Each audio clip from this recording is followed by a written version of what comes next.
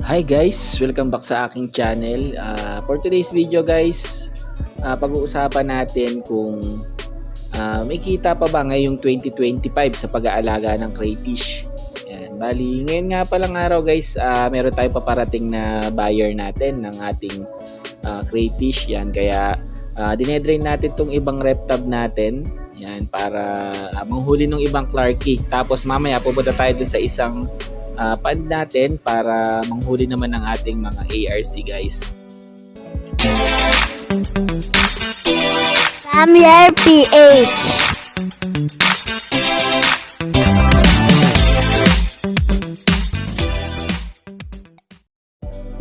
Yan, bali yan dito na nga pala si Sir. Yan, sama natin sa vlog natin si Sir. Yan, payag naman siya. Ito nga pala yung mga pagpipilian niya na mga crayfish. Yan, mamaya siya mismo yung pipili nitong mga crayfish dito guys para kita niya yung mga quality ng mga bibilhin niya guys. Yan, update ko kayo maya maya. Every time. Yan, bali pinapapili na natin si Sir ng mga kukunin niya sa atin ng mga crayfish. Yan, bali yung order sa atin ni Sir is 3 to 4 inches pero yung iba dito is 4.5 na. Yan, bibigay na rin natin sa kanya. Medyo malayo kasi yung pinanggalingan ni Sir Ronald. Yan, galing pa siya sa Tondo. Tapos itong mga crayfish niya doon niya dadalhin sa isang bahay niya sa Cavite. Yan, bali doon niya ilalagay itong mga bibilhin niya sa atin ng mga crayfish. Yan, bali hinaya lang natin si Sir na siya mamili ng mga gusto niyang kulay at mga size. Yan, tapos ang laging tanong kasi sa atin guys ng mga bumibili sa atin ng mga crayfish is kung meron bang market yung ating mga crayfish dito sa Pilipinas. Sa ngayon kasi guys, kung pang food consumption yung gusto nyong ibenta, medyo mahihirapan pa kayo guys kasi nga medyo pricey yung ating mga crayfish. Bali ngayon kasi ang market pa lang ng ating mga crayfish is mga 4 breeder lang. Ngayon, dami nga nag-quit dyan na bali kaysa wala daw mga market yung ating mga crayfish. Depende rin kasi yan guys sa inyo. Bali kayo rin kasi ang gagawa ng marketing strategy nyo para kung paano nyo maibenta yung produkto or yung mga crayfish nyo. Kasi ganoon naman talaga sa business guys. Hindi naman yan porket nag-alaga ka, yung mga buyer na yung pupunta sa'yo. Syempre, kailangan mo pa rin yung ipag-alok sa ibang mga gusto o yung mga interesado guys. Saka kung hindi mo naman maibenta guys, pwede mo naman kainin kasi guys, napakasarap talaga ng ating mga crayfish yan. Kaya sa mga interesado yan, pwede nyo akong i-PM. Mas okay guys kung kagaya ni Sir na pipick upin nyo na lang dito para makapili kayo guys. Kasi ayoko talaga ng nagpapadeliver kasi dun yung nagkokos ng pagkamatay guys ng ating mga alaga. Saka dito at least makikita mo na buhay at masisigla guys yung ating mga crayfish.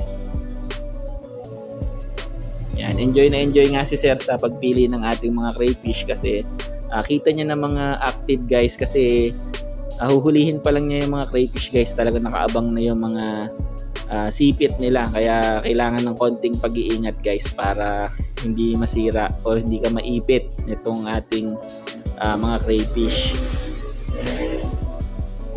Saka pag dito kayo pumunta guys o kayo yung pumick up mismo, yan, marami tayong freebies na ibibigay guys. Huwag kayong mag-alala sa freebies kasi yan ay sariling alaga naman namin kaya marami kayong makukuha freebies dito guys, lalo kung marami kayong kinuha. Ayan, kagaya niyan guys, ngayon may benta tayo, bukas wala, sa susunod na araw wala, sa susunod na araw meron yan. Parang ganun lang yan guys eh. Hindi naman yan pang araw-araw na may benta ka lagi. Kaya sa pag-aalaga ng crayfish guys, masasabi ko lang tiyaga-tiyaga lang guys sa pag-aalaga ng ating mga crayfish. Every time. Ayan, bali paalis na si Sir guys. Ihahatid na natin siya dun sa kanyang sasakyan. Ayan, bali ang unang sabi ko sa kanya guys, ang pag-aalaga kasi ng crayfish is tiyaga-tiyaga lang guys. Huwag mong madaliin. Bali i-enjoy mo lang guys yung pag-aalaga mo ng crayfish kasi unang-una, hindi naman siya hassle alagaan. Tapos pwede mo siyang hindi full-time na bantayan kasi pwede kang magtrabaho ng iba or pwede kang magtrabaho muna pag uwi mo sa bahay, saka mo pakainin, linisan ng mga lagayan nila guys. Yun lang naman yung number one na pwede mong gawin. Hindi mo talaga kailangan mag full time sa pag-aalaga ng crayfish guys. Yan, kagaya natin, may iba tayong trabaho. Yan, kagaya rin ni Sir. Si Sir nga pala is isang barangay kagawad sa Tondo, Manila guys. Yan, dumayo sa atin. Yan, napakarami niyang kinuha. Yan, kaya marami rin tayong previous sa kanya guys. Kaya sulit na sulit naman yung pagpunta ni Sir dito sa ating lugar. Yan, saka kitang-kita niya guys kung gaano kagaganda yung ating mga alagang crayfish. Saka pag kayo ang pumick up dito guys, yan, meron na tayong free seminar. Yan, pwede kayo magtanong sa akin kung paano alagaan, kung anong pagkain. Lahat yan guys ituturo ko sa inyo. Yan, pag kayo ang pumick up dito sa ating area ng mga crayfish natin guys. Okay na, thank you sir. Thank you. The best dito kay Mark. Dayuhin niyo po, sulit. Sulit na sulit, di kayo magsisisi. Thank you, Brad. Ingat kayo, ingat. Okay, sir. Chat-chat na lang. Tapos balitaan mo ako pag nailipat mo na sa ano, ha? Videohan mo para sige. Salamat, sir. Okay.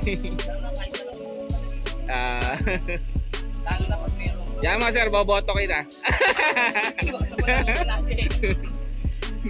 Okay pa. Ingat kayo, sir. Ingat. Thank you pa. Yan guys, dito ko na nga pala tatapusin tong video na to guys. Maraming salamat sa lahat ng nanood. Peace out. Kiss me